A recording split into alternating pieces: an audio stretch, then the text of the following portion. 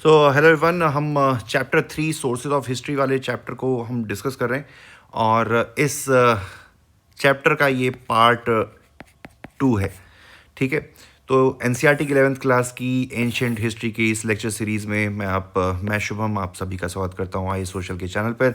तो चलिए देखते हैं, पिछले लेक्चर में हमने कुछ बेसिक चीज़ों के बारे में देखा था, समझा था। फिर आज के लेक्चर में हम देखेंगे कुछ अदर लिटरेरी सोर्सेज। इसमें नाम आता है एक संगम लिटरेचर का। तो संगम लिटरेचर आगे एक पूरा फुल फ्लेज एक चैप्टर है। तो संगम लिटरेचर बेसिकली क्या हुआ कि if we talk about Sangam literature, तो Sangam literature belongs to the history of south India, जहाँ पर चोला, चेराज, ये हो गया चेराज, चोलाज और पांड्याज, ये 3 डायनेस्टी रूल करती थी। टाइम पीरियड था संगम पीरियड का 300 बीसी से लेकर 300 एडी का। इस टाइम पीरियड में पांड्या राजाओं के पैटर्नेज में कुछ लिटरेरी समिट ऑर्गेनाइज की गई, जिसको अलग अलग स्कॉलर्स, राइटर्स, पोएट्स, ऑथर्स इन लोगों ने अटेंड किया, और जिसकी वजह से बहुत सारी किताबों को कंपाइल किया गया। और these books act as our source. ये हमारा सोर्स है साउथ इंडिया की हिस्ट्री को समझने का, बिलोंगिंग टू दिस पीरियड। इसी वजह से इसको हम संगम एज कहते हैं। ठीक है। तो बेसिकली अगर संगम टेक्स्ट की थीम की बात करें तो वॉर, वैलर और हीरोइज्म, ये सारी जितनी भी कविताएं और रचनाएं हैं, they talks about war ethics, valour, heroism, fortitude, courage. जहाँ पर वैदिक लिटरेचर धार्मिक बातों पर, धार्मिक एस्पेक्ट को, रिलीजियस एस्पेक्ट को ज़्यादा एम्फसाइज करता है, संगम लिटरेचर आपको ज़्यादा सेकुलर लिटरेचर देखने को मिलेगा, क्योंकि इसमें देवी देवताओं की बात नहीं की गई है। ज़्यादातर जो बात की गई है वो इंसान के आम जीवन के बारे में की गई है। ठीक है। युद्ध में उसको किस तरीके से बर्ताव करना चाहिए, राजा के क्या, एक अच्छे राजा के क्या गुण हैं, एक प्रजा के क्या जिम्मेदारियां हैं, क्या उसकी राइट्स हैं। All these things have been discussed in Sangam literature. इसके साथ साथ कुछ संगम लिटरेचर में आपको लव और रोमांस की थीम्स भी देखने को मिलेगी। ठीक है। और ये जो संगम के समय की लिखी हुई जो किताबें हैं, they are the major source of understanding history of south India belonging to this period. चलिए कुछ फॉरेन अकाउंट्स देख लेते हैं। तो कुछ रोमन और ग्रीक हिस्टोरियंस ने भी इंडिया के बारे में कुछ लिखा है, जैसे कि मेगास्थनीज ने एक किताब लिखी इंडिका। मेगास्थनीज अगर देखें तो मेगास्थनीज सेल्यूकस निकेटर का एम्बेसडर था, who visited the court of Chandragupta Maurya. ठीक है। सेल्यूकस निकेटर अलेक्जेंडर का जनरल था, गवर्नर कह लीजिए, अलेक्जेंडर का गवर्नर था सेल्यूकस निकेटर। जब अलेक्जेंडर हिंदुस्तान छोड़कर जा रहा था तो हिंदुस्तान की जीती हुई रियासतों की जिम्मेदारी उसने अपने कुछ मिलिट्री गवर्नर्स में डिस्ट्रीब्यूट कर दी। उसी में एक मिलिट्री गवर्नर का नाम था सेल्यूकस निकेटर। फिर बाद में चलकर सेल्यूकस निकेटर और चंद्रगुप्त मौर्य के बीच में युद्ध होता है, और जिसमें निकेटर की हार होती है।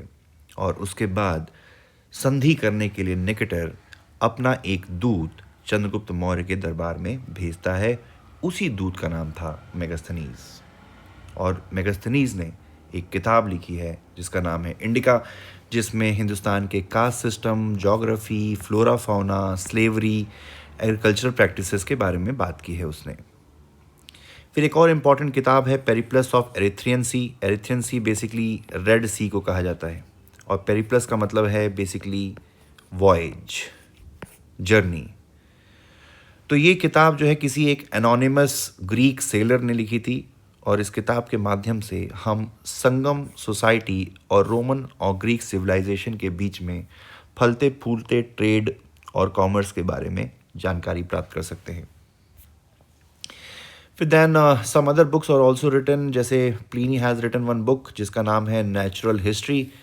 इन दिस बुक वो हिंदुस्तान के फ्लोरा और फाउना के बारे में डिस्क्रिप्शन देते हैं। दूसरे एक और राइटर हैं हिस्टोरियन टॉलमी, जिन्होंने बुक लिखी थी ज्योग्राफी। ठीक है, तो प्लिनी ने लिखी है नेचुरल हिस्ट्री और टॉलमी ने लिखी है ज्योग्राफी। फिर जस्टिन करके एक और राइटर थे, उनकी किताब का नाम था एपिटोम।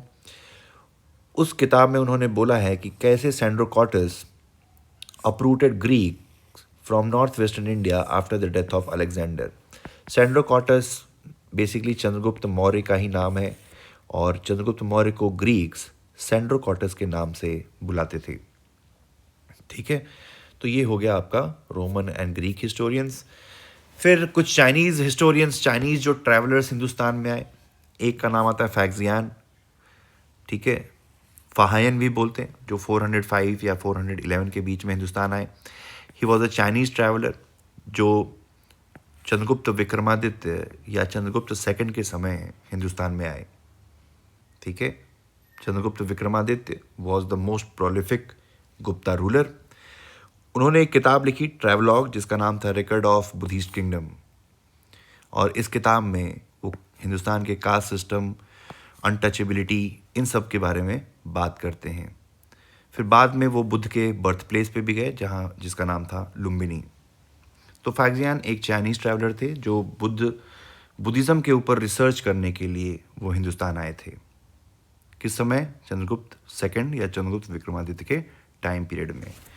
दूसरे एक और ट्रैवलर आते हैं हुएनसैंग, जो 630 और 45 एडी के समय हिंदुस्तान आते हैं। He was also a Chinese traveller. He visited India during the rain of Harshvardhan. ठीक है, इन्होंने किताब लिखी the record of western world. ठीक है, और इस किताब में वो हिंदुस्तान में धर्म के बारे में, फिर स्पिरिट ऑफ टॉलरेंस के बारे में बात करते हैं। फिर वो ये भी कहते हैं कि इंसान हिंदुस्तान में अपना धर्म अपने हिसाब से कभी भी बदल सकता है। ठीक है, तो ये है हुएनसैंग की ऑब्जर्वेशन। फिर एक और लास्ट किताब आती है first historical text of India, जिसको हिंदुस्तान मॉडर्न इंडिया का पहला ऐतिहासिक टेक्स्ट माना जाता है, जिसका नाम है Rajatarangini, the queen of reverse, Rajatarangini, जिसको एक कश्मीरी ब्राह्मण जिनका नाम था कल्हन, उन्होंने इस किताब को लिखा था। इस किताब में कश्मीर और कश्मीर के जितने भी रियासतें रही हैं, जितनी भी डायनेस्टीज़ ने कश्मीर पर राज्य किया है, उनके बारे में इस पे मेंशन किया गया है। तो ये था चैप्टर 3 का पार्ट 2। अगर आपको लेक्चर पसंद आया हो तो please do subscribe, like, comment and share. Thanks for watching. Have a nice day. All the best.